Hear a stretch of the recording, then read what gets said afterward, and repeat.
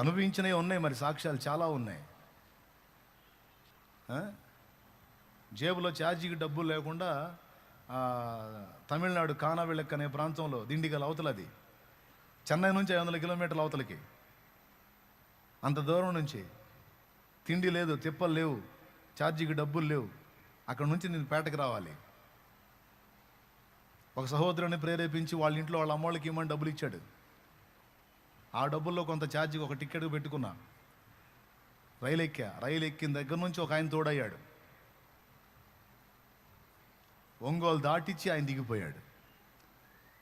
నాకు కావాల్సినప్పుడల్లా, ఆకలైనప్పుడల్లా బాక్సులో చెక్కలు, అరిసెలు, చక్రాలు మొత్తం పెట్టుకొని కూర్చున్నాడు.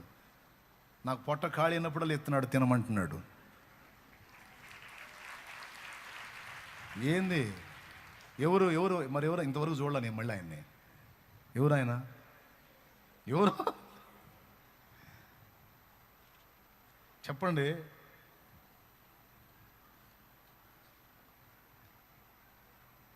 ఒంగోలు వచ్చిన తర్వాత ఇక నెక్స్ట్ చీరాల ఆగింది. అక్కడ దిగి వెళ్ళిపోవచ్చు నువ్వు, నేను దిగుతున్నానని అక్కడ దిగి వెళ్ళిపోయాడు. ఇంతవరకు కనపడలా మళ్ళీ.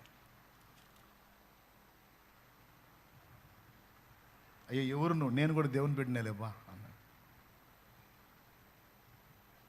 అంతకుమించి వివరాలు చెప్పలా. దేవుడు ఆదుకుంటాడు, ఆయన తోడై ఉంటాడు, ఆయన నమ్మదగిన దేవుడు.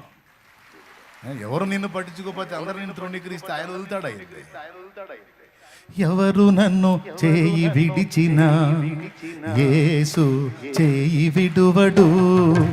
ఎవరు నన్ను చేయి విడిచిన యేసు చేయి విడువడు.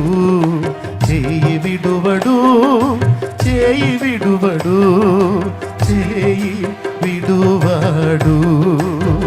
నిన్ను చేయి విడువడు. ఎవరు నన్ను చెయ్యి విడచిన యేసు చెయ్యి విడువడు. దేవునికి మహిమ.